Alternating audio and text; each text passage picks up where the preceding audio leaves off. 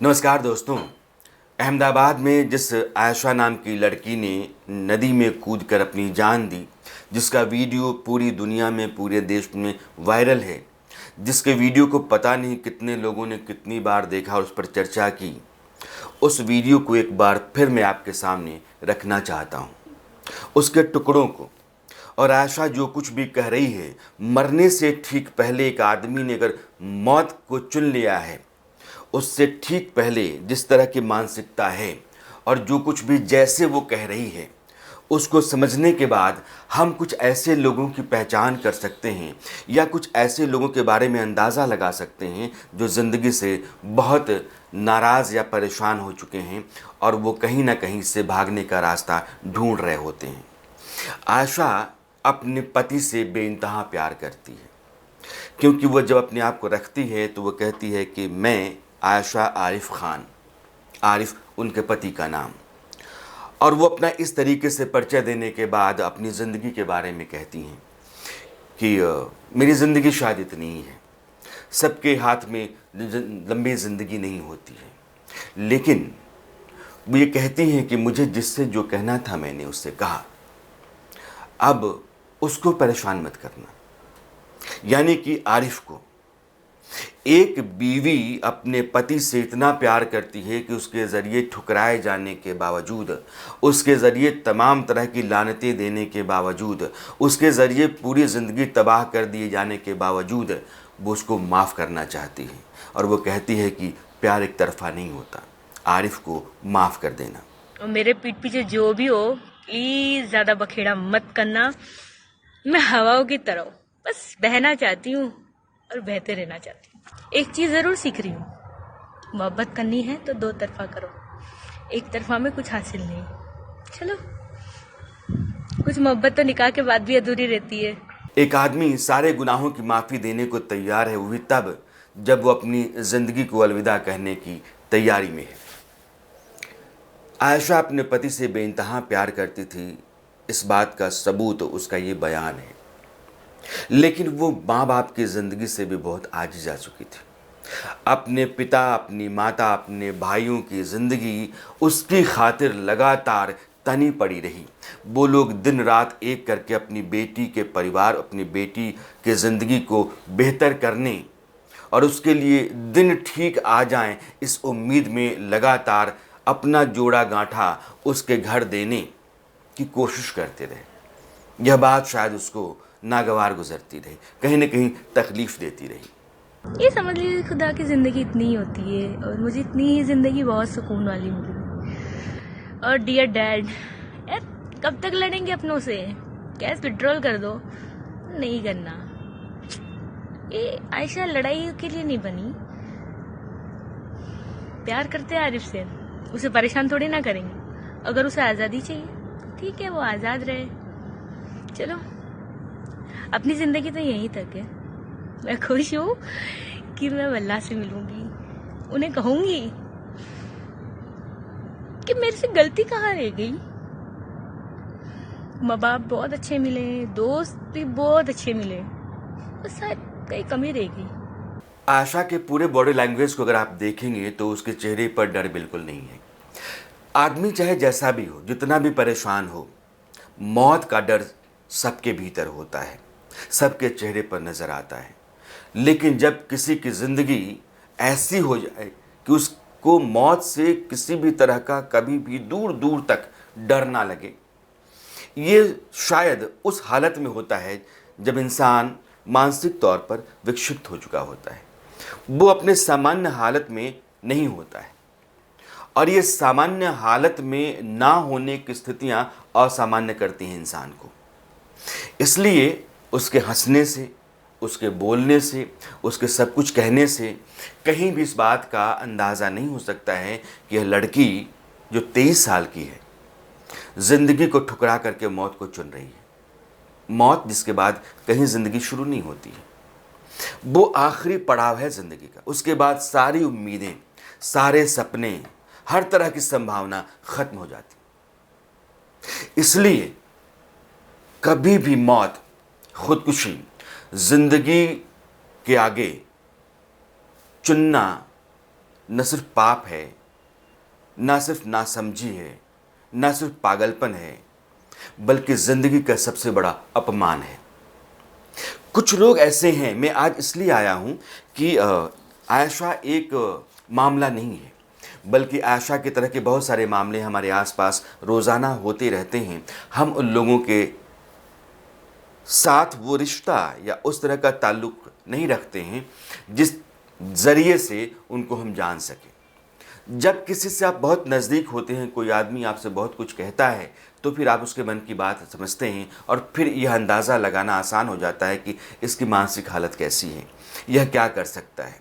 वैसे में उन लोगों के साथ या उस तरह की लोगों के साथ ठीक से पेश आना, समझाना और कहीं न कहीं यह महसूस करना कि यह मेरा फ़र्ज़ है कि हम इस पर थोड़ा वक्त दें, इसको समझाएं और एक सामान्य करने वाले माहौल में उसको ले जाएं।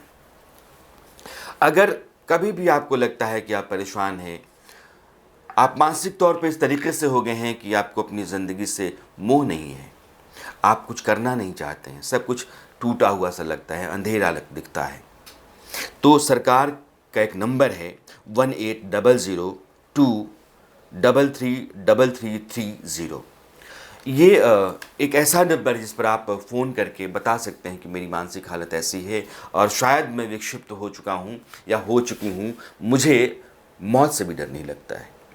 ये काउंसलिंग का नंबर होता है। लेकिन एक सलाह ज़रूर है कि जब कभी भी ऐसा लगता है कि यार ये क्या ज़िंदगी है, हम कहाँ आकर के फंस गए हैं, क्या हम यही करने के लिए पैदा हुए थे, इतनी मुसीबतें क्यों हैं, इतनी ज़लालतें क्यों हैं, इस तरह से लानतें क्यों हैं, ये नहीं चाहिए। तो फिर कभी कभार वैसे लोग जो हमारी ज़िंदगी में बहुत अहमियत रखते हैं, बहुत महत्वपूर्ण हैं, जिनसे बात करके हमको अच्छा लगता है, उन लोगों से संपर्क करना चाहिए। और वैसे लोगों को यह अपना फ़र्ज़ समझना चाहिए कि जब कभी भी इस तरह के हालात में कोई अपना संपर्क में आता है, बात करना चाहता है, तो उसको बजाय ये कहने के कि यार बाद में बात करते हैं, अच्छा कल बात करते हैं, छोड़ देखते हैं, तुरंत बात करें, समय दें।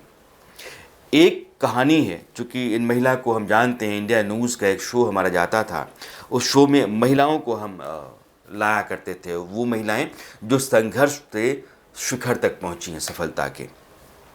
कल्पना सरोज की कहानी कभी पढ़िएगा, मुंबई में रहती हैं, बिजनेसमैन हैं, एंटरप्रेन्योर थीं और आज सैकड़ों करोड़ में उनका कारोबार चलता है।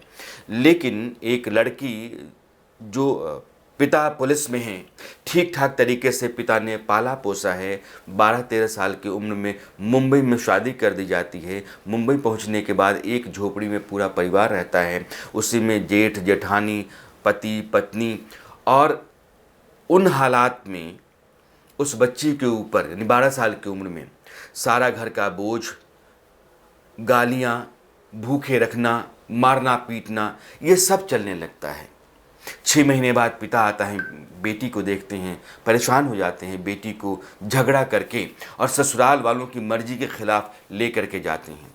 वो बच्ची बाद में लौटती है, लेकिन ससुराल के लिए नहीं लौटती है, वो लौटती है अपनी ज़िंदगी को अपने पैरों पर खड़ा करने के लिए। एक चचा रहते हैं जो किसी तरीके से गुजारा मुंबई में कर रहे होते हैं, उनके यहाँ रहती है, लेकिन चचा को डर है कि अगर मेरे भाई की बेटी को मेरी गैर मौजूदगी में कुछ हो जाता है तो मैं क्या मुँह दिखाऊँगा गाँव में। वो एक गुजराती परिवार में रख देते हैं उस बच्ची को, जहाँ 3 लड़कियाँ उनकी पहले से हैं। वो अपनी 3 बच्चियों के साथ इस लड़की को भी अपना लेते हैं, 4 बच्चियाँ उनके घर में रहने लगती हैं। यह बच्ची धीरे धीरे काटना सीलना सीखने लगती है, उसके बाद वो सिलाई का काम करती है और फिर वक्त मौके देता जाता है और ज़िंदगी आज की तारीख में कल्पना सरोज की देश की नामी गिरामी उद्यमियों में शुमार करती है। जब कभी भी आप टूटने लगते हैं, जब कभी भी बिखरने लगते हैं, जब कभी ज़िंदगी आपको बोझ लगने लगती है, तो आप इन लोगों की तरफ ज़रूर देखिए और ऐसे लोगों की कहानियाँ ज़्यादा से ज़्यादा कही जानी चाहिए, बताई जानी चाहिए। टूटे हुए लोग हैं जिनके पास कम से कम आयशा के पास घर था, एक ऐसा पति था जो ठीक ठाक कमाई करता था, तमाम तरह के दबाव, तमाम तरह की ज़लालतों, हिकारतों, मार कुटाई के बाद भी एक गुंजाइश तो थी ज़िंदगी में कि भूखे मरने की स्थिति नहीं है, घर में कपड़े बिस्तर ठीक हैं, या पिता के यहाँ भी सब जगह ठीक है। इसके बीच से लड़ने की गुंजाइश, अपने पैरों पर अपनी ताकत से अपने बूते खड़ा होने की संभावना है। बेटियों के साथ दिक्कत ये होती है कि एक परंपरा चली आती है कि बेटी अगर ससुराल में चली गई तो वहाँ से उसकी अर्थी ही निकलेगी।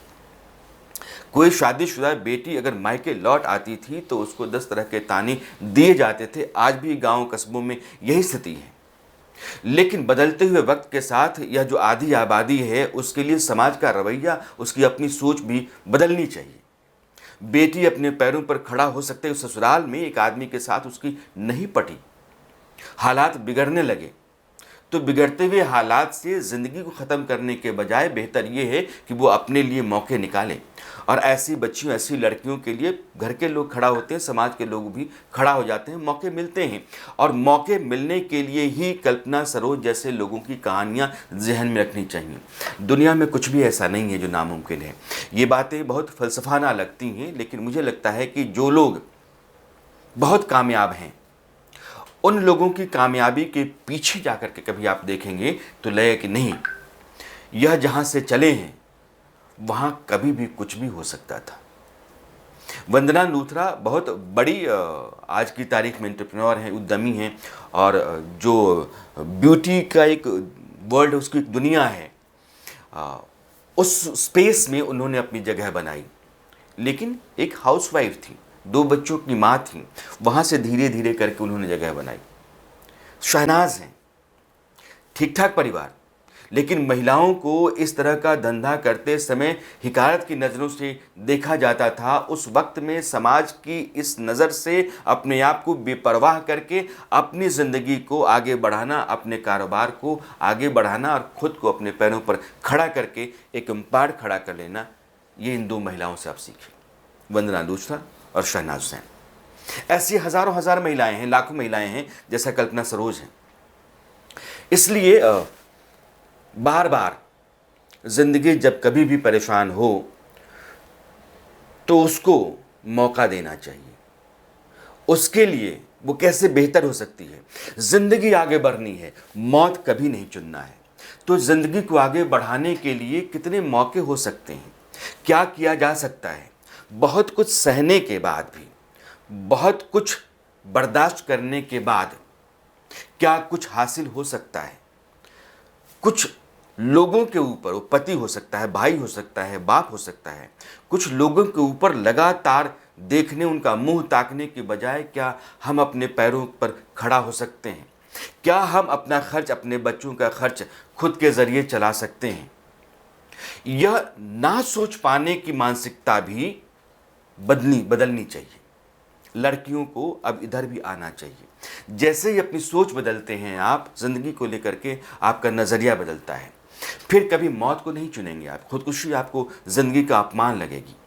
फिर आशा नहीं बनेगी आप। आशा बनने की कोई ज़रूरत नहीं है। कल्पना सरोज हैं, वंदना लूथरा हैं, शहनाज हुसैन हैं, और बेइंतहा लोग हैं। अगर आप उनकी कहानियों में जाएं तो आपको लगे कि नहीं, मुझसे तो कहीं ख़राब हालत में ये लोग थे, कहीं ज़्यादा ख़तरे इनकी ज़िंदगी पर थे। इनके रोने, पीटने, चीखने, चिल्लाने, बदहवास होने की स्थितियाँ मुझसे ज़्यादा भयावह थी। फिर भी ये लोग निकले और ये बड़े हुए। न सिर्फ खुद, कई लोगों को ज़िंदगी दी, रोज़गार दिया, कई लोगों का परिवार चलाया। अगर हम खुद के पैरों पर भी खड़ा होकर के अपनी ज़िंदगी सम्मान से चला सकते हैं, यह भी काफ़ी है। लेकिन आशा की तरफ मौत को चुनना कहीं से भी सही नहीं है। उसको किसी भी तरीके से सही नहीं ठहराया जा सकता है। वो चाहे जिस मूड में नदी के ऊपर खड़ा होकर के जिन बातों के ज़रिए अपनी ज़िंदगी का और गुजरे हुए वक्त का हवाला दे रही थी, वो मौत चुन रही थी, जिसके बाद कहीं कोई रास्ता ज़िंदगी का होता नहीं। वो आखिरी पड़ाव है, और आखिरी पड़ाव जिसने पहले से ज़िंदगी दी है उसी को तय करने का हक़ है। बाकी हमारा काम है ज़िंदगी जीने का और अपनी ज़िंदगी में, अपने जीवन में कुछ कर गुजरने का। यह कर गुजरने के लिए है, यह वैसा कुछ करने के लिए नहीं जिसका अफसोस हर उस आदमी को हो जो सुने। आज के लिए बस इतना ही। हमारी आपकी मुलाकात फिर कल होगी। मुद्दा नया हो सकता है, मसला नया होगा, लेकिन मुलाकात ज़रूर होगी। नमस्कार।